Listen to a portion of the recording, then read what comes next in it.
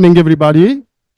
Dear partners, distinguished experts and speakers, welcome to this IFAP event and IFAP session at the 19th IGF edition on transformative digital inclusion, building a gender-responsive and inclusive framework for the underserved.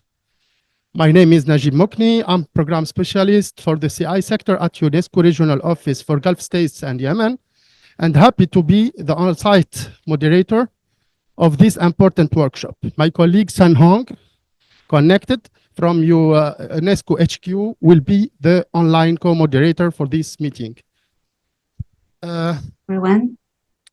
The today 90-minute session will be enabling in-depth discussions on measurement frameworks, best practices, and policy solutions related to advancing human rights and inclusion in the digital age. This session is a joint meeting of two IGF dynamic coalitions, the Dynamic Coalition's Public Access in Libraries, led by IFLA, and the Dynamic Coalition Measuring Digital Inclusion, led by UNESCO IFAP and Global Digital Inclusion Partnership, in collaboration with partners such as CITIC, EGOV, and the Tech and Global Affairs Innovation Hub. The aim is to engage IGF stakeholders in policy discussions on creating inclusive digital ecosystems accessible to all, especially women, girls, and underserved communities. Panelists will share best practices to inspire collaborative policy initiatives addressing connectivity and inclusion challenges.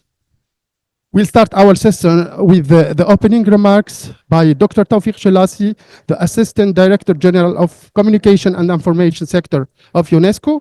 Dr. Shelasi is responsible for UNESCO's program on fostering freedom of expression, leading digital transformation, strategizing the role of ICT in education, and building inclusive knowledge society.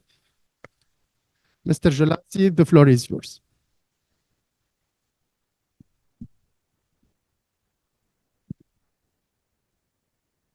Good morning. Can you hear me? Excellent. Esteemed participants, dear colleagues, ladies and gentlemen, I'm very pleased to welcome you to the session this morning in the context of the IGF.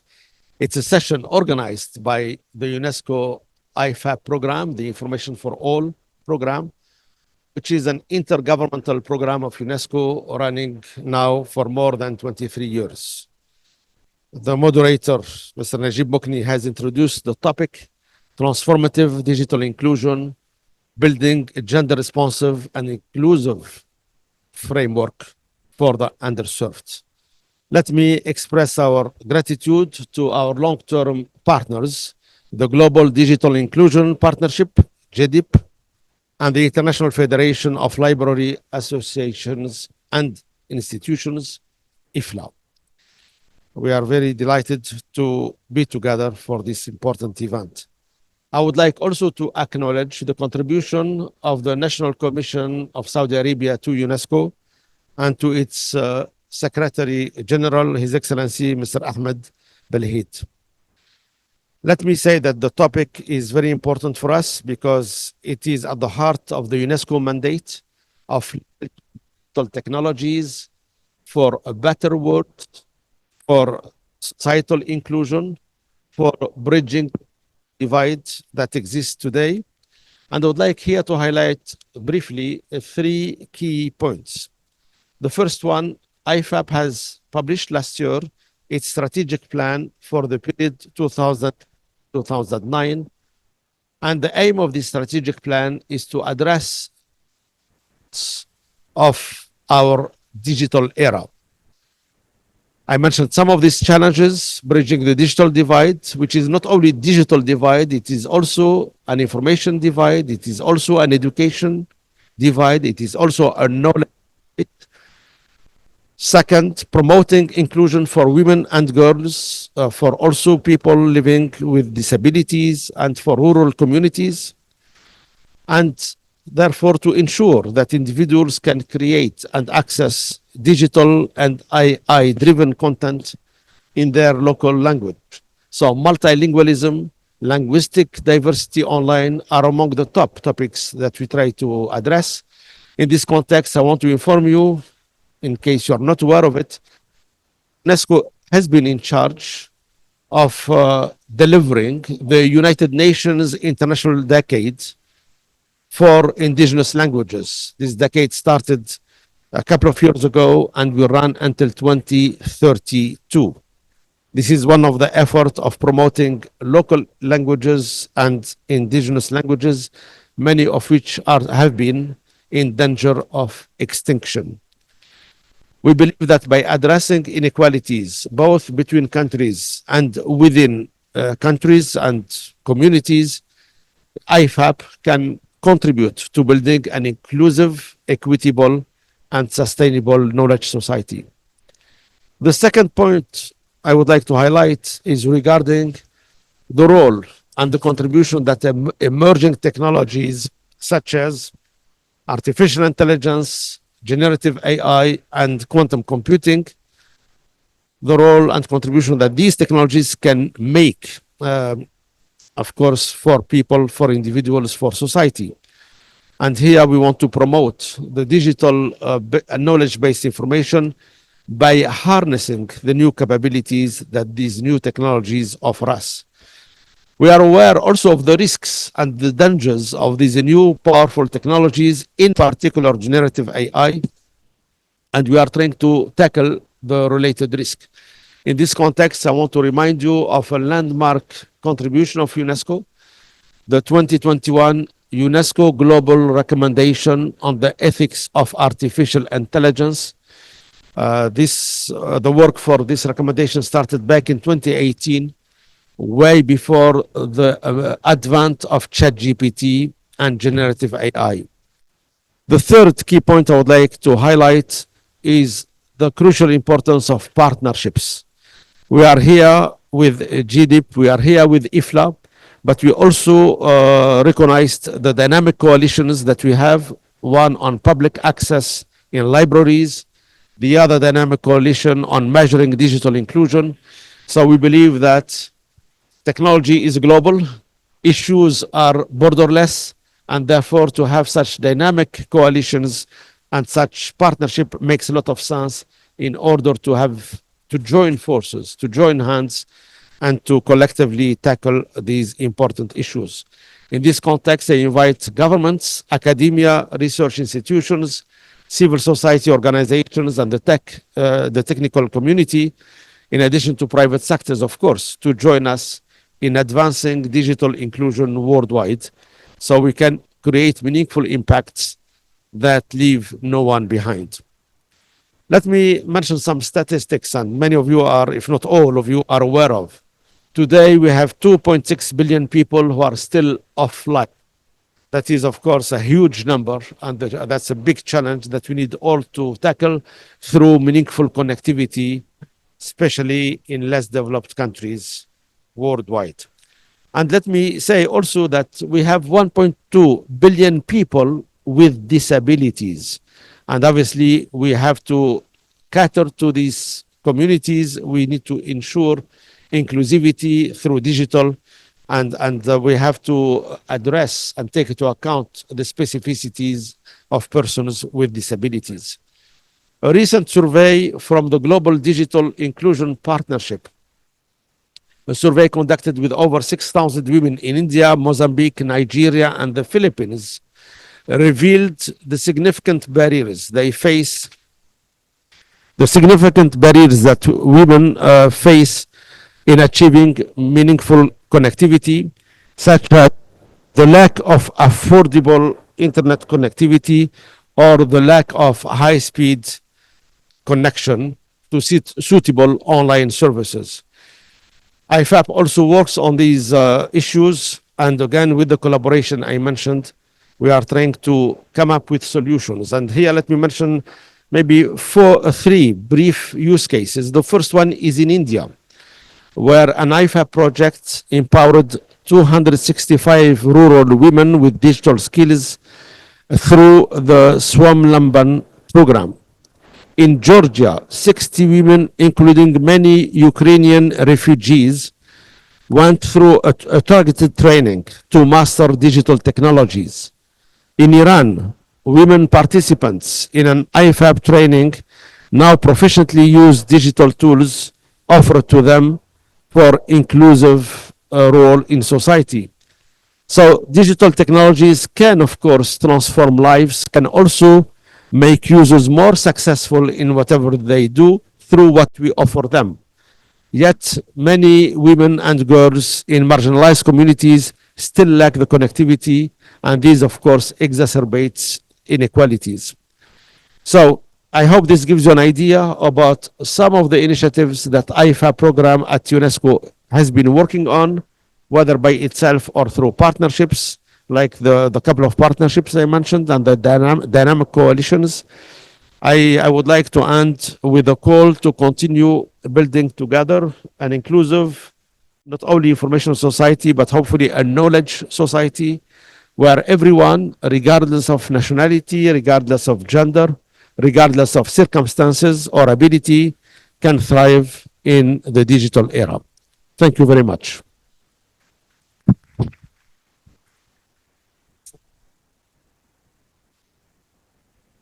Thank you very much, Dr. Jelassi, for the key messages shared regarding the response to today's challenges and for this call for all parties to continue to empower member states and state in developing policy for inclusive, equitable, and sustainable knowledge societies, and also for reiterating this commitment to partnerships.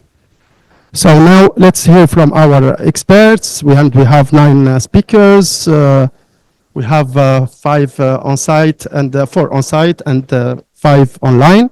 I'll introduce 5 of them and ask them one by one to share their thoughts and experiences on the strategy, actions, work plans, and synergies among these dynamic coalitions, and exchange on methodologies, results, and good practices for measuring and enhancing digital inclusion and participation of women and girls and the underserved, and on exploring the multiple implications of frontier digital technologies on women and girls empowerment and in building an inclusive digital inclusion framework.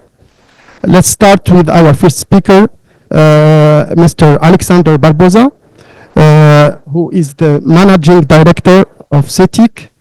Mr. Alexander Barbosa is the head of the Regional Center for Studies on the Development of the Information Society, CETIC, under the auspice of UNESCO, based in Sao Paulo, Brazil. He is responsible for the managing research projects for the production of ICT-related statistics on the access to and use of ICTs in different segments of society. Mr. Barbosa, you have the floor. You have 5 minutes. Thank you very much, Najib, and good morning, everyone. It's a pleasure to be here, and thank you, UNESCO, for inviting me to speak in this interesting dynamic coalition. Well, let me start that to advance human rights, especially the inclusion and digital inclusion and bridging the gap of women digital age, it is important to mention that we need to discuss connectivity beyond the binary concept of being or not being connected. We need a broader, a more comprehensive approach that to fully understand and address the opportunities and challenges of digital inclusion in the realization of human rights online. And this concept that I want to bring to your attention today is called meaningful connectivity. And I guess that most of you here in this room have probably seen the launch of the revised Internet Universality Indicators, the IUI, and the ROMAX framework from UNESCO. And this second generation of IUI has updated to reflect evolving priorities. in the digital age, including the critical concept of meaningful connectivity. So I invite all of you to know this new series of IUI. And being connected, as I have said, is no longer sufficient to guarantee that individuals can reap the benefits of the internet. We need to go to a broader concept that truly means to be represents truly to be included in the digital age. And meaningful connectivity requires us to adopt a multidimensional perspective that considers not only internet access, but also the quality, affordability, and contextual opportunities for women in the digital age and their engagement in this new environment. And the dimensions that I draw your attention to are at least four key dimensions. The type of device that we are using to connect, the quality of connection, meaning the speed, the availability, the stability of the connection, the financial affordability, and the availability of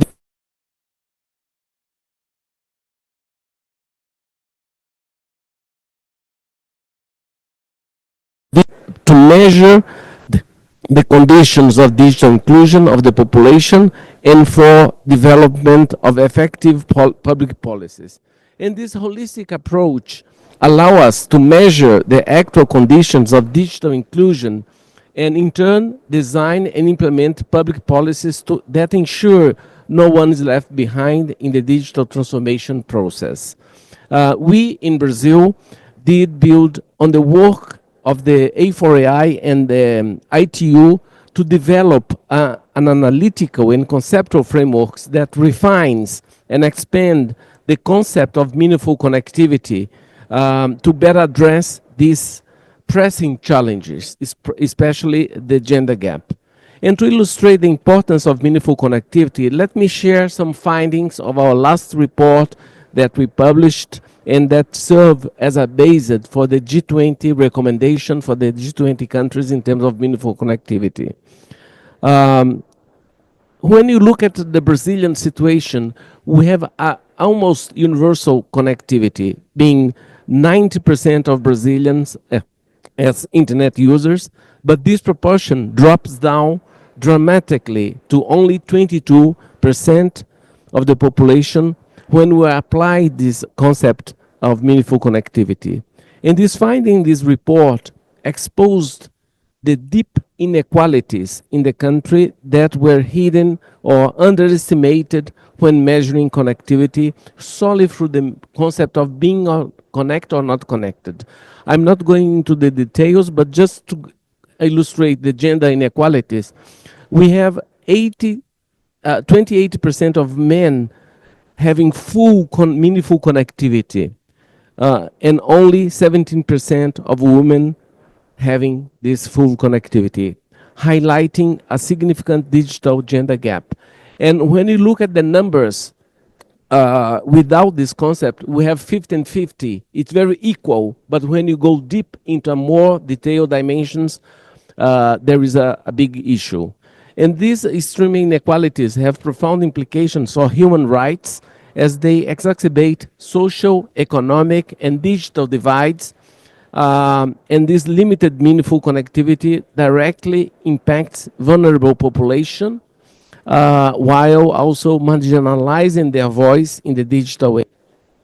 To conclude, this concept that I brought in to your attention, of meaningful connectivity is a critical tool for advancing human rights and the digital inclusion in a rapidly evolving digital landscape. It provides a clear evidence framework for understanding and addressing the conditions that determine true digital inclusion. By uncovering hidden disparities and guiding the development of target effective policies, meaningful connectivity ensures that all individuals, regardless of gender, age, socioeconomic status, or geographic location, can fully participate in and benefit from the opportunities brought by the digital transformation. Promote meaningful connectivity is not just a matter of technology, but equity, dignity, and human rights. It is a fundamental enabler of social and economic development, empowering individuals and mainly women to access education, employment, healthcare, and civic participations in meaningful ways. As such, policies and initiatives to bridge the digital gaps must be grounded in principles of meaningful connectivities, ensuring that internet becomes a tool for advancing human rights, equity, and opportunity for all.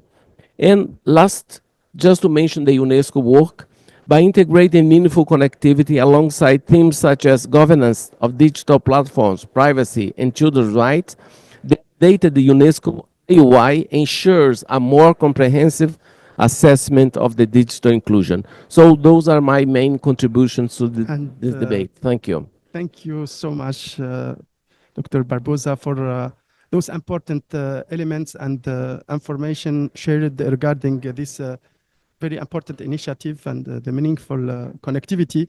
We will have the chance and give the chance to the audience to ask questions and interact with you at the Q&A session. Now I'll move with our next speaker, who is Dr. Abdallah Al-Hawas. Is the head of the ITHRA library. During his time at Al-ITHRA, he has managed key components of mega projects and led multiple cultural programs, both nationally and internationally, all of which aimed to provide cross-cultural engagement aligned with Saudi Arabia's vision to 2030. Al-Hawas also served as the project manager of ITHRA participation in international book fairs to position ITHRA among global cultural institutions, project manager of ITHRA Content Initiative, director of the culture program of the Eastern Book Fair 2023. And Dr. Hawas' intervention will be on empowering communities through equal access and digital inclusion, and how ITHRA library contributes in digital inclusion and gender equality. Dr. Al-Hawas, you have 5 minutes. 6 minutes. Thank you for the nice introduction. First, I would like to welcome you all here in our country. We are really pleasure to have you all here in Riyadh city, the ambitious and the great city. It's nice always to interact with people with different cultures. So I hope you are enjoying your staying here in Riyadh. I have 5 minutes, so I have to run. I will share my experience, our experience in ITHRA Center in the empowerment communities through equal and digital inclusion. So first of all, let me just give you who are we. We are a cultural center. We have different components that serve the community as per the field of culture. We have a theater, we have archive, museum, cinema, idea labs for innovation and creativity, and of course we have the library. This center is located in Dhahran, which is almost 400 kilometers from Riyadh city. Here, this is our library, ITHRA library. So I am sharing with you the experience and what we are doing here in the library in terms of the gender equity and inclusivity. So ITHRA library was selected as one of the top 4 modern library as per IFLA in 2022. We have a vibrant space to attract people to be a friend with the library. We are not just books on shelves. No, we are bigger than this. So we're trying to have this access and this concept to all of our visitors to like the library. We have different goals. First of all, to increase the love of reading and make it a habit, and also contribute to improving the community by empowering them to come and use the spaces to share their ideas and make their activities. Also to support the cultural need for community members.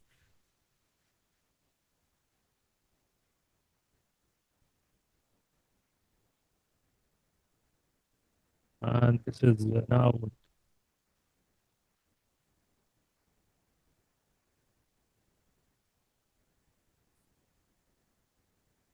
Okay. This is our library. We have 5 different, let's say, levels. Back of house, and we have second level for children and floor and children literacy and multimedia. We have social floor and non-fiction collection, and we have the 5th level, which is about research and reference floor. This is just a glimpse of our levels. This is the for children literacy and multimedia section in the second level. We have this, the social floor and fiction books. Here where we are hosting different communities to activate and to meet and to interact with each other.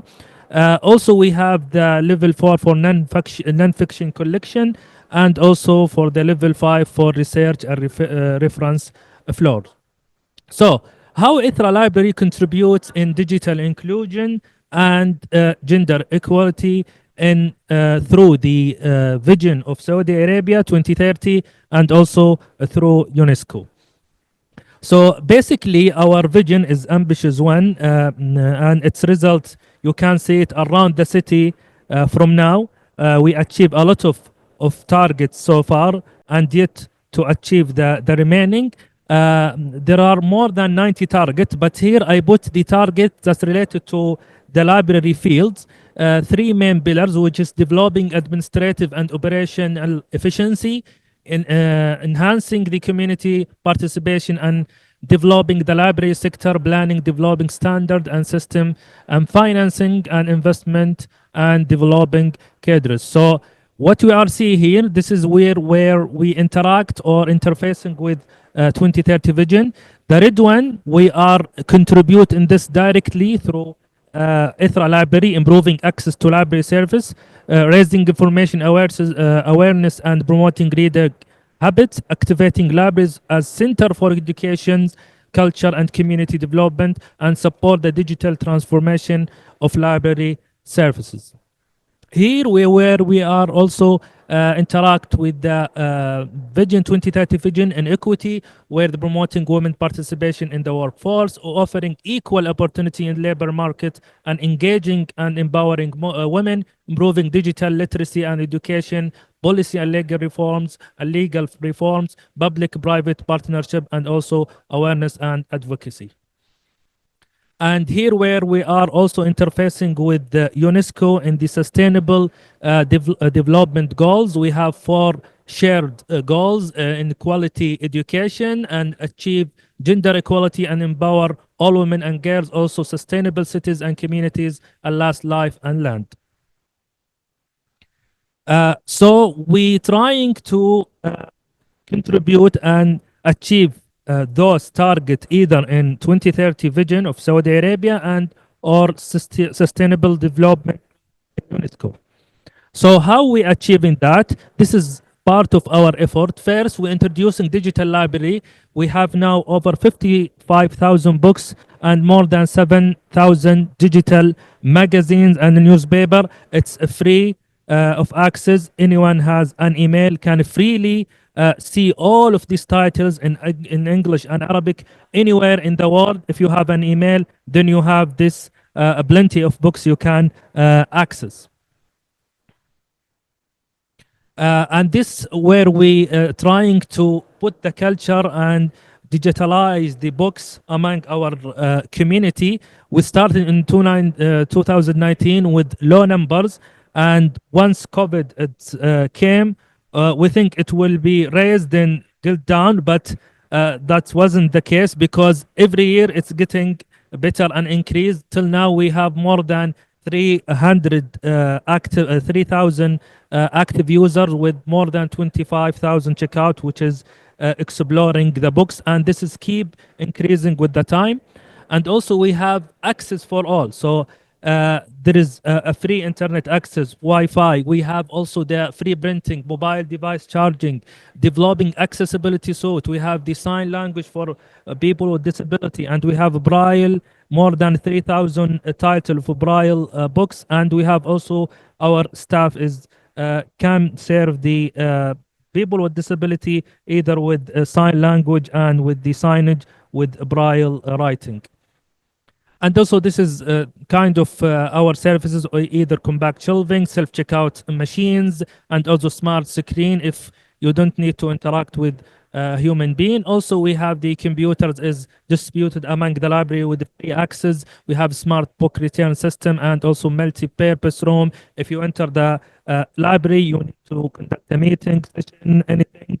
If you just enter the library, you can get these services for free. And also, we have the quality education. We have more than 60% which are females that trying to access books, either physical or the digital. Also, we have trained more than like 1,000 female undergrad students. They come and using their internship in our library for every semester, and all of them are girls and women because we don't have in the city for a college for males.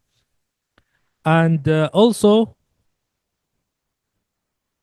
we have here also achieve gender equality and empower all women girls. 65% of our staff are women, and we have also many of leaders from girls and women. Also, we have representing ITRA Library at local and global cultural event to spread this idea and concept, leading the library programs by our female staff in different stages through the planning, development, and execution. Also, we have the sustainable cities and communication. We always open the doors for any activities that are related to culture. We have more than 30 reading clubs that we hosting over the different years. They can come and discuss their books. It's open for them. They can utilize any space that they like. And also 50% of these reading clubs are from females. Also, we have the in life and land. We have that's an initiative. If we call it reading marathon, we conducted every year in January with different libraries on a time in Arab world. That if you read, if you come to the library and read 100 pages, ITRA will plant a tree for you. This is part to make our land green, and this is part of our Crown Prince initiative to make the Saudi green. So we are contributing in the land and make the life better by reading and reflecting this in the environment.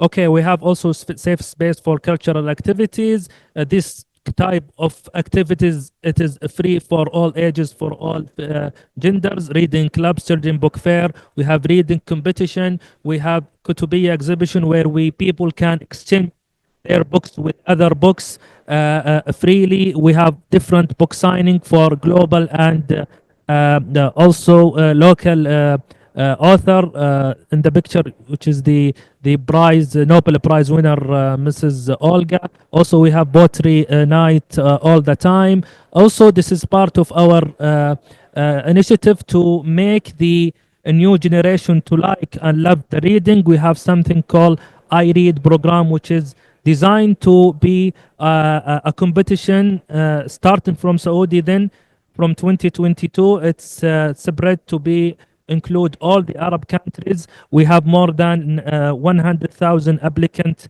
this year. 10 of them was the finalist to win the title of Reader of the Year. As you see, 9 of the finalists were females and 1 is male. It's always the women and girls are better than males in this kind of competitions, and especially in reading. So by these all of activities, giving the access, we think that ITRA is always trying to bridging the gap in terms of the accessibility and inclusivity and also the gender equality. Thank you. I'm sorry for taking too much time. Thank you so much for this brilliant presentation, Dr. Al-Hawass. And I think this is very important to share the efforts of Al-ITRA library, and it could be very, inspirational for many of our partners present at. I will move to our next expert, which is Dr. Sarah Kadu. Mrs. Sarah is the Dean and Senior Lecturer, East African School of Library and Information Science, Makerere University, Uganda. Dr. Kadu is Information Coordinator of IFLA Sub-Saharan Africa Regional Division Committee, and she's also the co-chair of International Steering Committee of UNESCO. The title of the presentation of Dr. Kadu is IFLA and Gender Inclusive Digital Transformation in Uganda, a call for action. You have the floor, Madam, with 5 minutes, if you could, please. Thank you.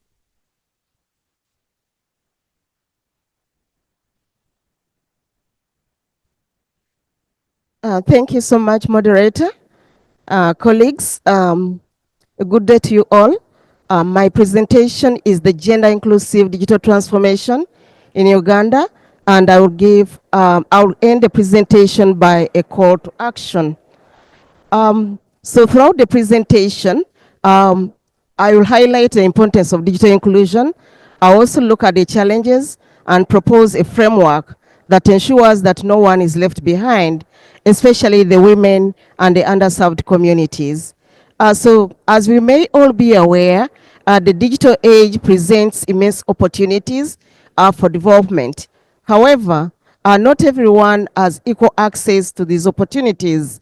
And so that is why I bring to you a case study from one of the rural communities in Uganda. So the current state of digital inclusion in rural Uganda is at 29% of Ugandans having access to internet, and majority of them reside in rural communities, and many of them are underserved. And this comes with a lot of challenges. For instance, there is poor infrastructure and limited connectivity, high cost of devices and internet services, and of course, lack of digital literacy. And this also is causing a gender gap, as it has been earlier on alluded to from our keynote speech. I bring to you, ladies and gentlemen, a case study from one of the rural communities by the name of Nakaseke. Nakaseke is in Nakaseke district, where there is a very vibrant public library that started as a community library, but later on taken on by the state. It has about 26,000 people, and 75% are small-scale farmers, including women and youth. There are lots of digital inclusion initiatives going on in this village. And for instance, it's a hub for digital inclusion pilot projects. There are also community-based digital literacy programs for women in technology, Uganda, and also initiatives by the National Library of Uganda and others. And also the government, through the Rural Communication Development Fund, has facilitated ICT access to enable women and youth to connect online their businesses and also tap into the opportunities that online transactions come along with. And now, why then do we have to think of a gender responsive framework? Earlier on, I've just shared that there are a lot of initiatives in one of these rural areas, Nakaseke, but why should we now think of a gender responsive framework? It's because many of these initiatives yes, are in existence, but none of them comes with a clear digital inclusion framework. So my proposal for a gender responsive framework has three main objectives. One, promote the principle of equity, and two, to address gender disparities in access to digital tools and resources, and three, to enhance societal development.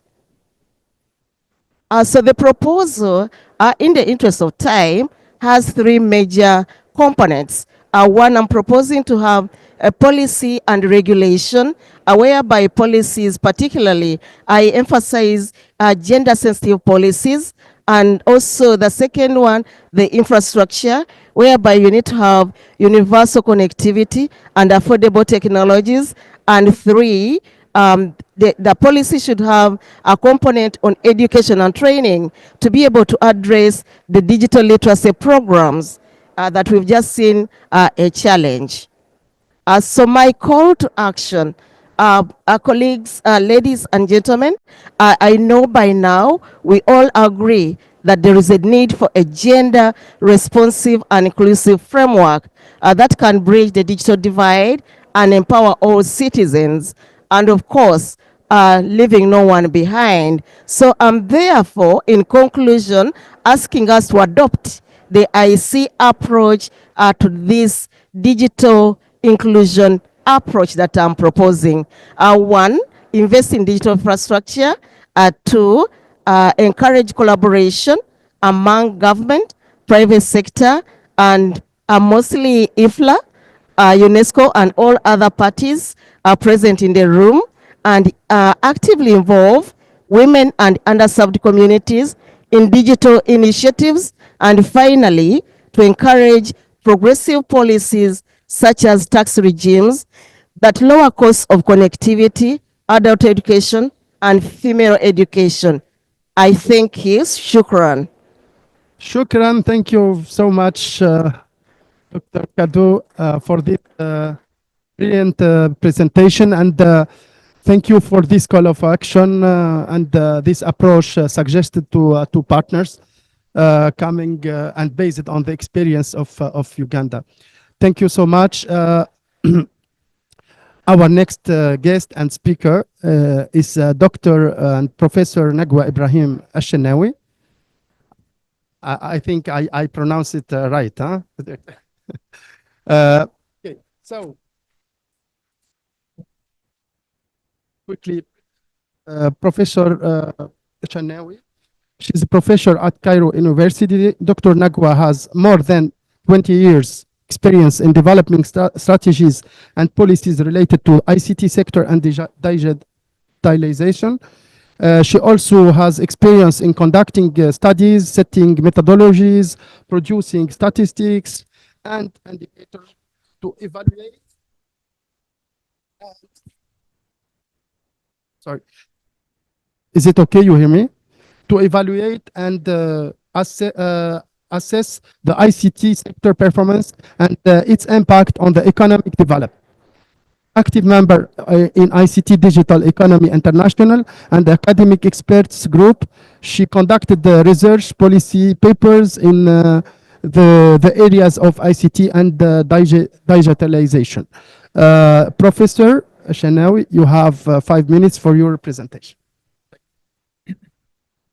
Good afternoon. Thank you so much, Monji. And I would like first to take this opportunity to thank the Kingdom of Saudi Arabia for their hospitality and for their excellent organization for the IGF 2024. And I would also like to thank UNESCO and my dear Alex, my dear friend, for really giving me this opportunity and share with you my experience in the digital inclusion, as well as share with you some substance from a recent study I conducted titled Digitization Innovation Tools for Women Empowerment, the Case of Egypt. All of us knew that the gender gap has always been a socio-economic concern everywhere in the world, even with the emergence of the technologies in the last few decades, but still globally, this gender-based digital divide still persists to present day. And according to the ITU figure, the world is slowly moving toward gender parity in internet use. The percentage of female using the internet in the year 2024 reached 65% for the female versus 70% of the male. And the gender-based digital gap exists everywhere, but to a different extent. But really, the countries that suffered at most are the developing and the underdeveloped nation. Among this country, the Arab and the African region, where the digital gender gap reached from 9 to 10% compared to the other region. And also, according to the International Labour Organization, the labor force participation for women on a global scale is approximately 49%, almost compared to 75% for men. And this means that 25% gap between both genders. The countries during the last decade started to make a progress either by formulating policies or placing focus on how to digitally transform their economies. And this has allowed their societies, including women, to benefit from the opportunity offered by the digital transformation and digital economy. Among this country, Egypt, and digitization and innovation have significantly contributed to empowering women in Egypt and offering her opportunity in the education, in the entrepreneurship, as well as in the economic participation. And let me share with you some of this substance and how these developments are making a difference. For example, for the education. And I was proud and I had a great opportunity to initiate and managing and functioning the first ICT for Women platform in Egypt. And this is to fulfill the SDGs number 5. And this platform really helped the women and girls to access learning and building their digital capacity, especially in the rural and the underserved area. Not only this, but also this platform offers other service to the women and girls. Among them, all the studies, the recent study conducted in the area of digital inclusion and in the area of ICT and women, we already succeeded to help them to reach these studies and this report, especially the report of the international organization. In addition to this also, I already succeeded to convince the international companies and the local one working in the area of ICT to offer a percentage of jobs for women in the ICT sector, in another also, in addition to other services. So as also in addition in the education, other initiative related to the e-learning established by the government in Egypt, which is Decent Life Initiative, which focus also on equipping the women with some tech and digital literacy skills. For the second area, which is entrepreneurship and fostering the entrepreneurship, we have already the marketplace existing in our country. We have the national and the regional one, which help the women to manage their business from home, overcoming traditional barriers like mobility and social restriction. And also, in addition to this, I had also some effort, and I'm continuing this effort till now, to build the capacity of especially the women entrepreneur. Women entrepreneur, we have different regions. This region are almost more of them are rural area. And this women entrepreneur, they lack not only digital skills, but they lack also to test the technology, the digital technology. Use this digital technology in order to develop, for example, their Facebook page or Instagram page or web page. So I really I succeeded with some of my colleagues and in collaboration with different NGOs in my country to go to this entrepreneur in their rural area, in their villages. We offer them this type of workshop to help them really to test the technology, to help them to use the technology in order to building their web page and then sell their product on this web page. In addition to this, as well, for the entrepreneurship, we have mobile banking and fintech innovation, and this is launched by the banking sector and financial institution, which allow the women to easy access to loan and financial tools to support their business. Supporting the employment. One of the important things that digitization has enabled a flexible and remote work option, allowing more women to join the workforce, especially those managing household responsibility. However, after all of this, yes, digitization opened new door and new opportunities for the women and girls in our country, but still the challenge remain existing to reach the gender equity. And for this, my proposal in this study is to, in order to define again these challenges and to focus on these challenges, the first one is related to the digital divide. Access to meaningful connectivity, reliable internet, and affordable devices is still limited in some area in our country. Especially, for example, if we, according to the latest statistics and also published by the ITU in Egypt for the internet user, the individual who use internet in Egypt, it's around 71, 72%. When it comes to the gender percentage, for the female, it's around 65 or 66%, and for the male, it's around 79%. So the gap is big, still big. And when we go to the urban and rural area, the gap is more and more bigger. The second issue is related to employment in ICT sector and occupations that require intensive use of ICT.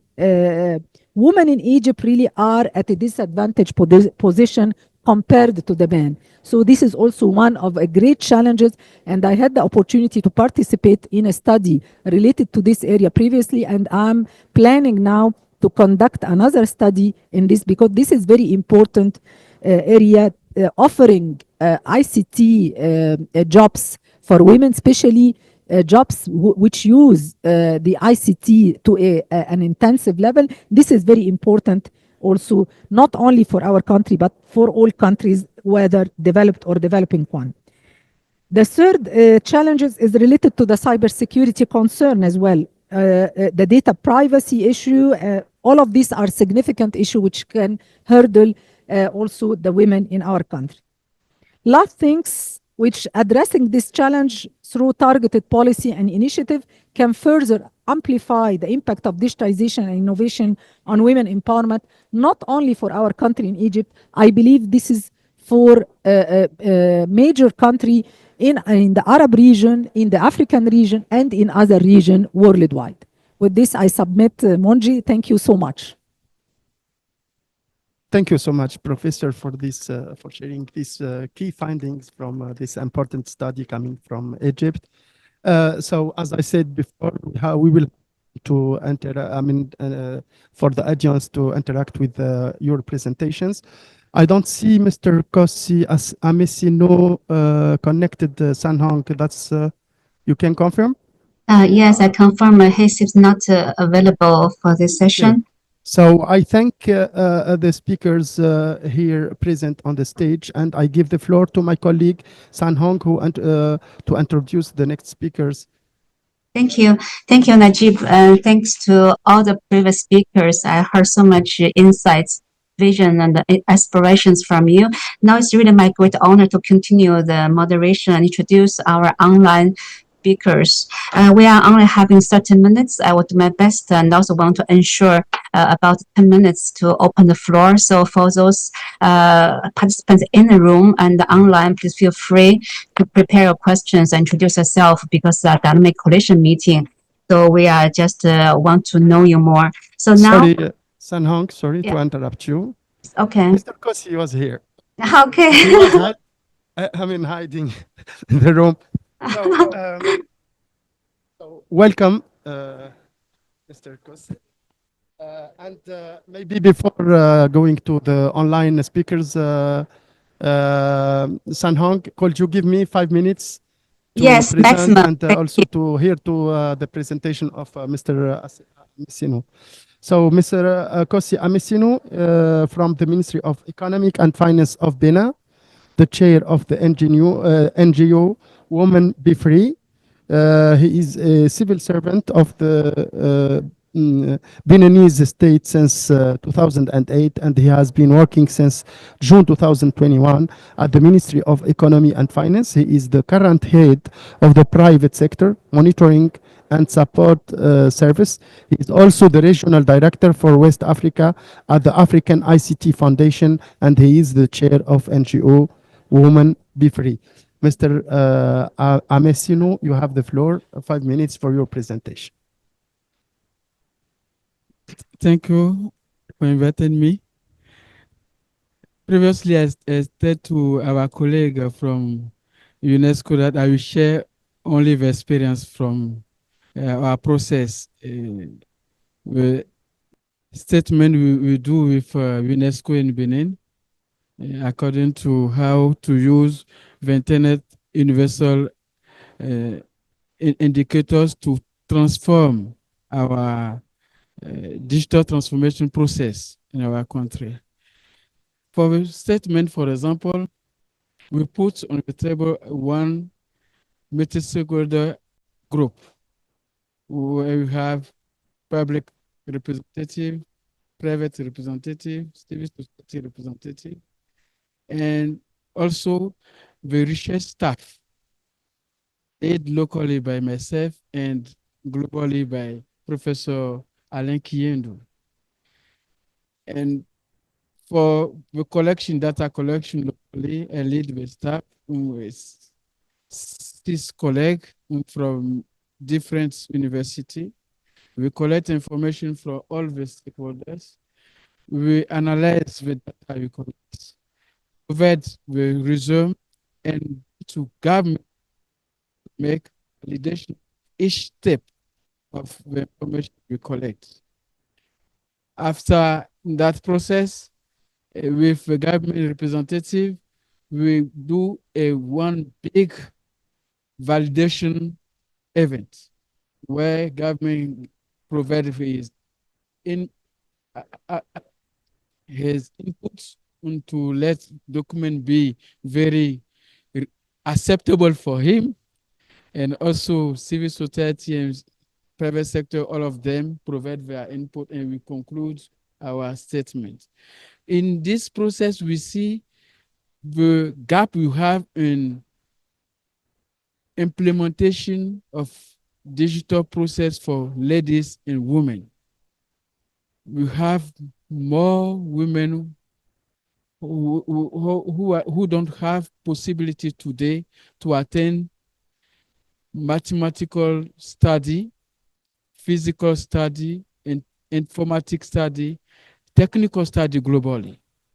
They are mostly in literal study. We are working now with government to let them have found support to go through it to the technical study now. And for this year, 2024, we have some like 100 fellowship in a public university for the people who don't have money, coming from the family where we don't have more money to pay for their scholarship in high school. The government pay directly for them. With the support, we have some projects. One called SWEAT is financed by World Bank, but working with government. We finance more of ladies to go to technical high school this year. We will do it next year again and continue to do this process to have more ladies and women in technical area and let them become our champion in how women can be reference in technical issue area in our country. That is the comment I need to share with you here. Thank you. Thank you so much for this experience shared from Benin, based on the IOI and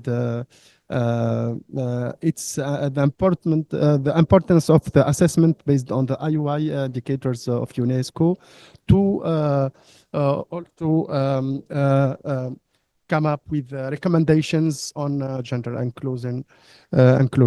Thank you so much. I give back the floor to my colleague San Hong to Thank continue you. with the next speakers. Thank you. Yeah, thank you, Najib. Thank you, Kosi. Since we only have 25 minutes, I'll be very fast to introduce our following 4 wonderful women speakers online. Please forgive me if we don't have time for the open floor. So please do type your comments in the chat. We have online moderator Carmen Ferry from GDIP to moderate online with you as well. So now it's my great honor to introduce Madame Onika Makwakwa, the Executive Director of the Global Digital Inclusion Partnership, GDIP, who is also co-founder of the IGF Dynamic Coalition on the Measuring Digital Inclusion. And Onika, floor is yours. Thank you. Great. Thank you so much, and greetings to you all. I will get quickly right to it. It is an honor to join you today for this session. I am going to base my contribution on a summary of a recent report which Global Digital Inclusion Partnership published earlier this year, titled Connected Resilience, Gendered Experiences of Meaningful Connectivity Through a Global Pandemic. This report is a reflection of our shared journey through one of the most transformative global challenges in recent history, the COVID-19 pandemic, and the digital divide that continues to shape the experiences of billions of people around the world, especially women. The pandemic underscored the essential role of the internet. For many, it became a lifeline, a means of staying connected to family, education, work, and healthcare. Yet, this global crisis also revealed the deep inequalities in internet access, exposing how meaningful connectivity is far from universal. We witnessed firsthand how essential internet access had become, but we also saw how many, especially women, were left behind. The digital divide is not just a matter of access to technology, it's a matter of equity. Despite the rapid acceleration of digital technologies, too many women, particularly in rural and marginalized communities, continue to face significant barriers to connectivity. Whether it's lack of infrastructure, high cost of internet access and devices, or societal structures that limit their access and agency, these barriers have been amplified in the wake of the pandemic. In our study, we focused on understanding these gendered experiences by gathering insights from over 6,000 women across countries like Bangladesh, Ghana, Nigeria, and Uganda, as well as engaging policymakers and digital experts from Africa and Asia, where we explored a new research method, which we called policy ethnography. What we found was eye-opening and deeply concerning. Women living in rural areas were 3 times more likely to lack internet access than their urban counterparts, and those with lower levels of education were significantly less likely to be meaningfully connected. This is a clear indication of how the digital divide intersects with geography, education, and class, creating new layers of inequality. In underserved communities, whether it's a remote village in India or an impoverished urban settlement in Nigeria, women faced compounded challenges. They often lack the infrastructure needed for reliable internet access, face high costs of device and data services, and in many cases, depend on male family members to access devices. Additionally, the unpaid care work that many women shoulder leaves them with little time to acquire digital skills or engage in online activities. Yet, despite these formidable challenges, we also witnessed incredible resilience. Women continue to find creative ways to access the internet for education, employment, and family connections. This resilience is something we must not overlook. It is a testament to the strength and determination of women everywhere, but it is also a call to action for us to do more to ensure that these barriers are broken down and that women are fully included in the digital economy. Our research also offers a glimpse of hope, a pathway forward. If we are to close the digital divide and make meaningful progress, we must center policies that are people-focused and rooted in community consultation. Solutions should not be imposed from the top down, but co-created with communities that are most affected. This is why we propose 4 actionable tiers of solutions. 1 are deep investments. These are substantial, targeted investments that can make significant impact on a specific community or issue, driving meaningful change. Examples such as better use of universal service and access funds to close digital gender divides.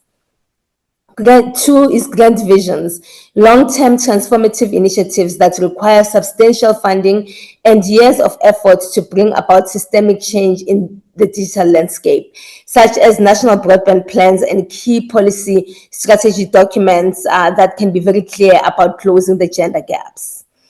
Easy wins as the third recommendation, looking at smaller, more targeted interventions that can deliver tangible benefits quickly and build momentum for larger change. An example of this is collecting gender data and actually using it. Scalable systems is the 4th recommendation.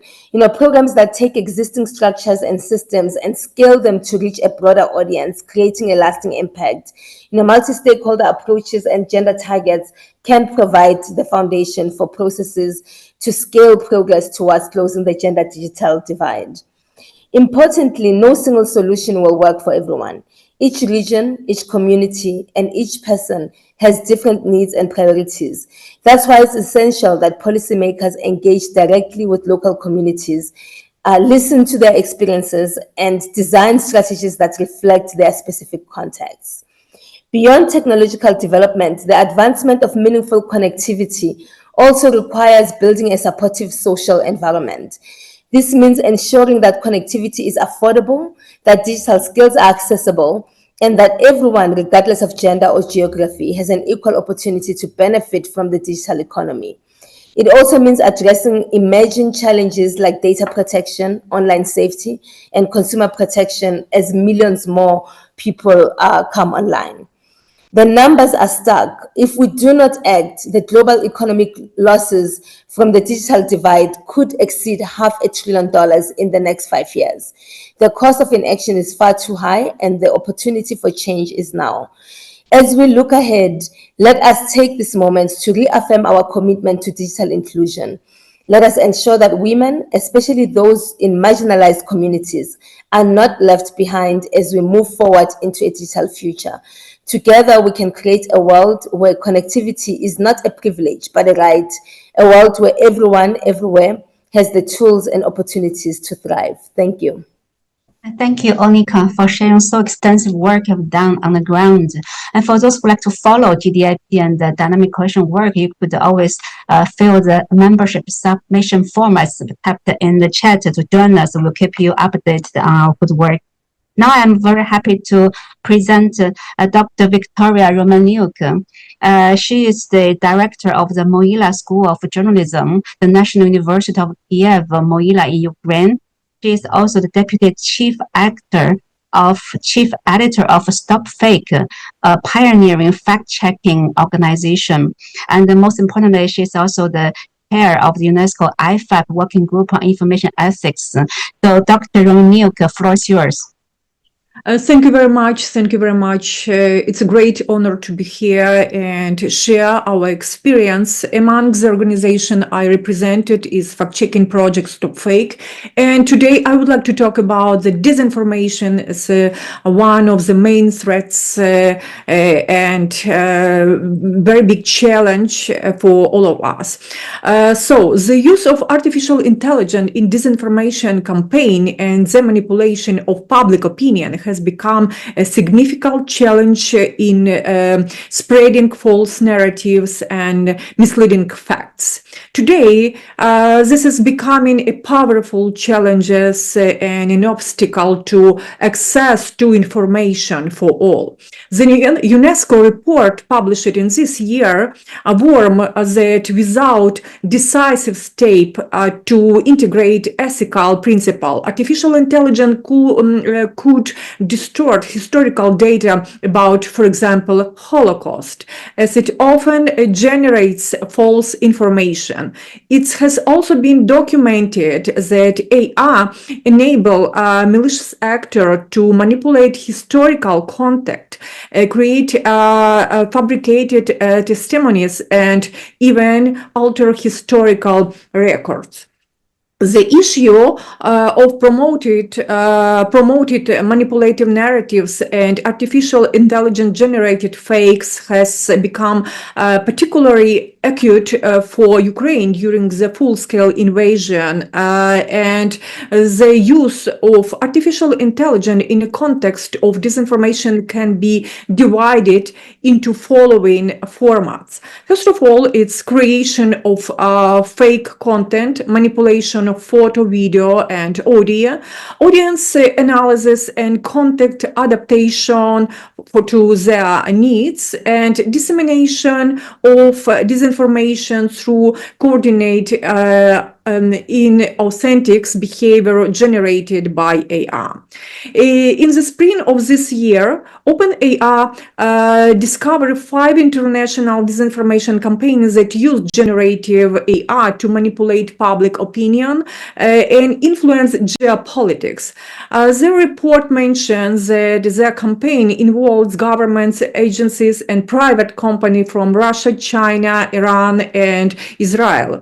The content posted by this organization focused on the wide range of issues, including Russia's invasion of Ukraine and conflict in Gaza, in India election, and politics in Europe and United States, and of course, criticism of the Chinese government.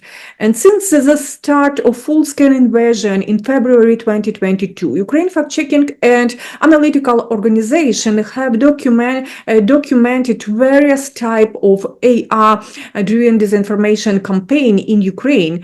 This campaign are associated with content generation and use the deepfakes, of course.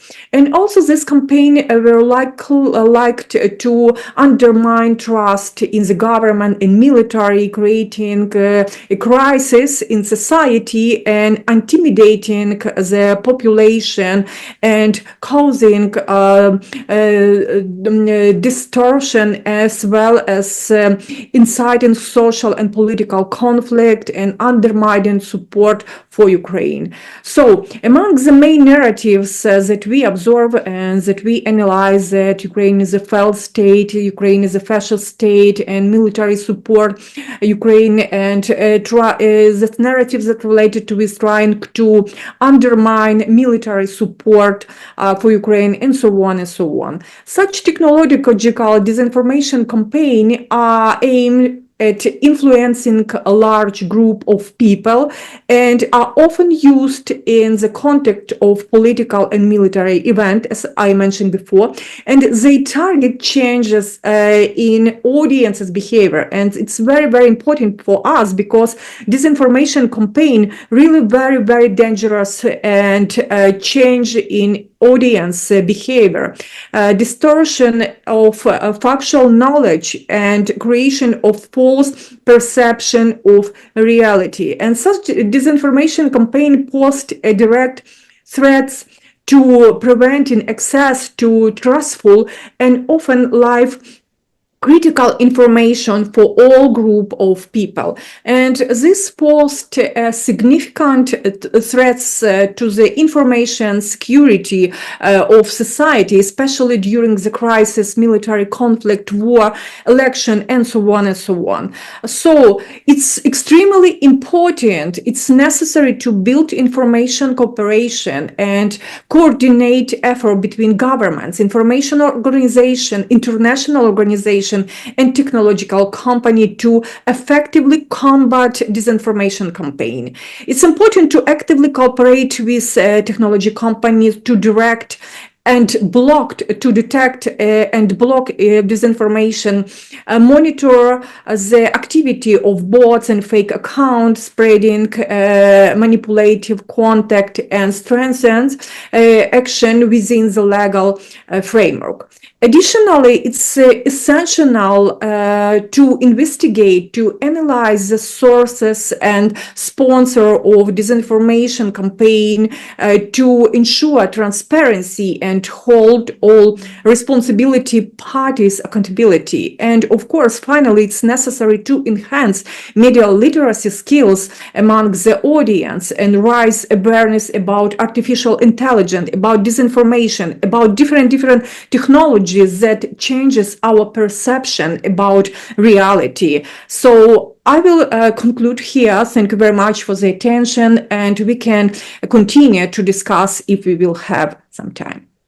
Thank you, Dr. Romaniuk, for unpacking so much complexities of the disinformation and related issues. Also, I enjoy listening to your solutions you have already accumulated in your past experience. I understand your working group has also a LinkedIn group, so if you can share in the chat, so our participants can also follow with you on the entire work related to these issues. Thank you. Now I'd like to introduce the next speaker, Madame Mariam Cabrera. She is the International Relationship and the Development Office Consultant at the Business and Technology University of Georgia. And I also take this opportunity to recognize the presence of Madame Annie Shalishvitsky, also from the University of Georgia in Business and Technology. And you have been a wonderful implementing partner of the IFA project. We support in your country. So Mariam, please take the floor and share your good practice. Thank you. Thank you so much, and warm greetings from Georgia and from our side, from Business and Technology University. First of all, I would like to, on behalf of our team, and we are together engaged in this great forum and opportunity to exchange with ideas. First of all, we would like to thank you most cordially for welcoming us, Business and Technology University, one of the actors from Georgia, to share our perspectives and also to feel much more global than before cooperating with IFA program and before cooperating with our global partners. If I could kind of title our intervention, it would be the global reach and local impact. This is the stories that we would like to share with you from Business and Technology University, which is a relatively small institution in Georgia and basically focused on delivering value-driven initiatives, projects in and for local communities.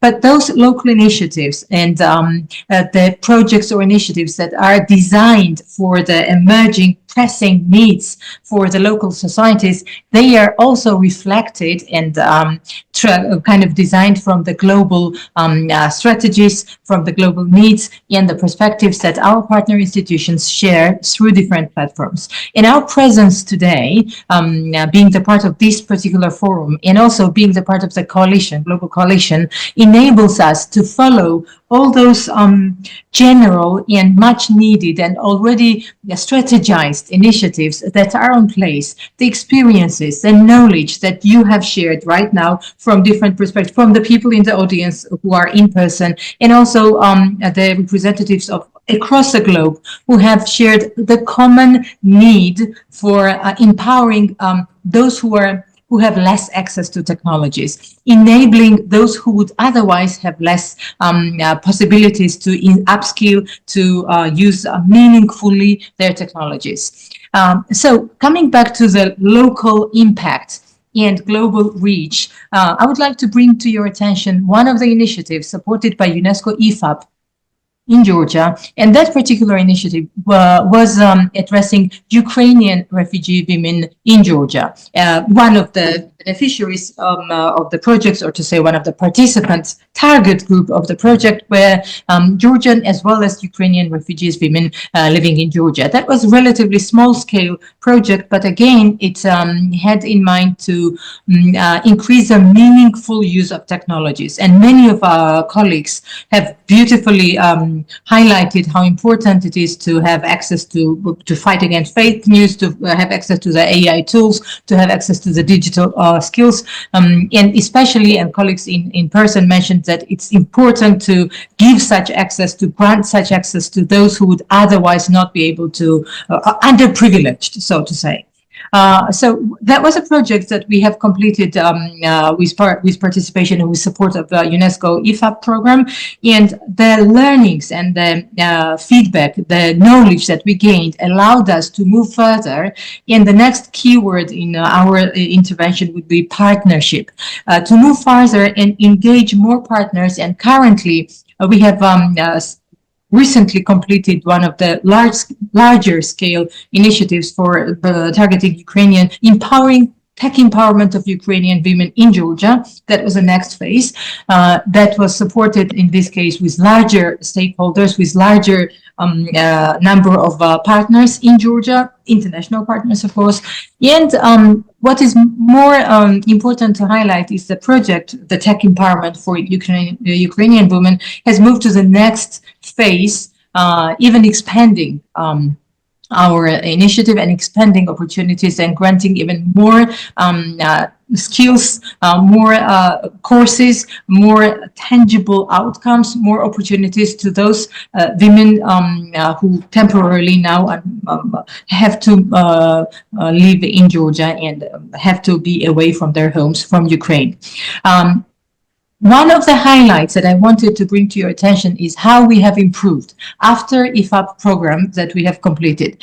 We have engaged more stakeholders. We have engaged more partners because we understood it very clearly what it means to have global agenda, just like similar to today, what it means to translate the global strategies, a global agenda into local initiatives. And that's how our university works. And that's how these similar programs have started to work after sharing the experience. That it gives us a great pleasure even to do today and in other cases as well, to be a part of the international forum and international communities such as coalitions and various opportunities. We have engaged more participants, but also more trainers from Ukraine, for example. This time, this particular program that we have transformed and enlarged and kind of covered more participants, have brought a feedback loop,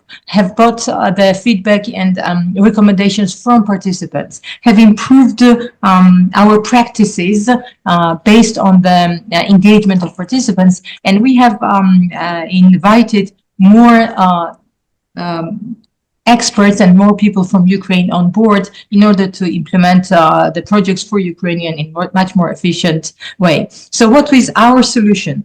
Our solution and the formula is to follow the global strategies, to be in line with the global strategies that have been designed and have been put in place by high quality experts, to follow to continue to share the passion that you and the colleagues all share, but also with the participation of local stakeholders, local experts and those who are well aware of the local complexities to design the local solutions. Once again, from global reach to local impact, that is how IFAP and the international platforms have enabled us, and that is what we have for the coming next year in our agenda. Thank you so much, and we remain in touch for partnership, for exchange, and for enriching each other's common goals. Thank you so much, Mariam. I mean, what you have shared in Georgia just also telling me that even a local project can deliver such a global impact and also such a sustainability in the country. Thank you. So I think we are really on time. That I just want to give floor to the. Sorry, we don't have time to open floor, but I have to ensure that I'm going to introduce our last speaker, Madame Dorothy Gordon, to address some final words.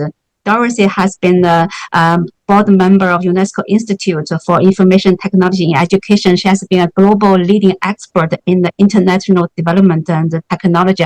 Of course, she has also been the former chair of IFAP. Dorothy, please take the floor and give some of your final remarks. Thank you again for your, Dorothy, for your participation. Thank you. I do hope we'll be able to collect some questions because this has been such an enriching session. The first thing that I want to note from all the speakers is that our failure to act in such a way as to bridge the digital divide that we are discussing today has created new problems. Particularly, I highlight the increasing inequality because the face of poverty has always been female. It's always been people with disabilities. And now our failure to get them effectively online further deepens that poverty. And with frontier technologies such as AI that make it so easy to spread misinformation and fake news, the fact that that huge number of our population does not understand what is happening makes our entire social fabric extremely vulnerable, our democracies extremely vulnerable. And so this is the time, and I'm very pleased that this dynamic coalition has brought together so many partners. This is the time when we absolutely have to collaborate. And we have got experience that shows us which kind of tools we can use, like the Internet Universality Indicators. But many of the speakers stress the importance of measuring, of understanding exactly what is happening in terms of access to the internet. It's not enough to count how many SIM cards. You have to know what proportion of people in rural areas have meaningful access. And I think that that emphasis on meaningful access actually came through in many of the presentations. I know that we don't have much time, but I want to emphasize that we need comprehensive policy. When it comes to media information literacy, we see that many of the efforts are very piecemeal. They are not coordinated among government agencies. When it comes to addressing digital divide issues, we are not seeing national policies that are rolled out consistently with clear benchmarks. So these things do have to happen. And I really want to end by emphasizing that we can, if we work together, and not just as women, but as men and as policymakers, as people in the not-for-profit sector, and also people in the private sector. And here, let me just make a side remark that it's very important that we encourage the creation of national level platforms that address these concerns for women. And those platforms should, in my view, comply with our Rome standards. They should be rights-based, they should be open, they should be they should give ease of access, and they should be multi-stakeholder. That means we have to reduce dependency on major platforms and focus on building our national level platforms. So let me end by thanking all of the contributors to this session. It's been very impressive, and I hope that we can continue to build on that by using the IFAP strategic plan and many other international instruments that we have available. Thank you so much. Thank you, Dorothy. You always give us so much spirit of IFAP and refresh our concept. So that comprehensiveness is exactly what we are seeking here. So may I ask, check with our online moderator, Carmen, if there are any burning question comments, we are still able to handle. And also ask our on-site moderator, Najib, any participants want to take the floor before we conclude? Thank you. Okay, thank you, San Hong. We think we are out of the time, and we should close now, but we will maybe collect one reaction quickly if you want. Oh yeah, and the comment, anything from online? No, nothing online. Okay, great.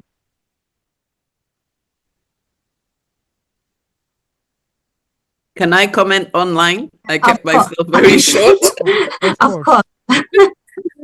Let me just say that listening to everyone, I felt that one of the things, you see, I think, first of all, let me emphasize that every context is different. But I think that we have to look for the entry points that would make women who are not currently online enthusiastic about getting the skills that they need. So it has to be things that relate to their lives, whether it is helping them to understand better how to use online tools for the education of their children, or in my country where women drive the market, giving them access to the tools to help them with e-commerce. But we have to assume that they have to be persuaded. They are so busy. We cannot afford to waste their time from their perspective. They need to see how our programs will impact their lives. Thanks. Yeah, thank you. Thank you.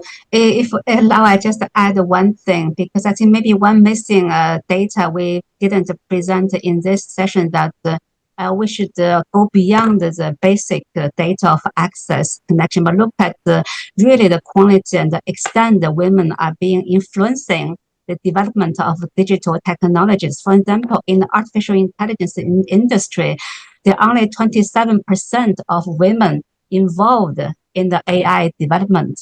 Has a huge gap, and also not to mention the high level, even near to zero. Then if you look, IFAC recently supported new policy research on quantum. Quantum is another new frontier technology which is going to change everything we're having here for AI, for internet. Then the gender gap is even worse than anything we are having now. So we should, I think that the fundamental question that how we empower women and girls since they were a child, promote STEM education from very beginning. It's really, we need a comprehensive approach. It's not just saying in Chinese, they say you cannot cure a headache by just the medicine for the head. You need a systematic solution for that. I think that's exactly where we are here now. Thank you. So thank you so much. We have to close the session. They informed me that we are out of time. So thank you all for your participation. I'm sure that this wonderful discussion will continue among our partners, among the coalition. So let me invite you all for a group photo if you want, please. And I thank you all again, and see you very soon.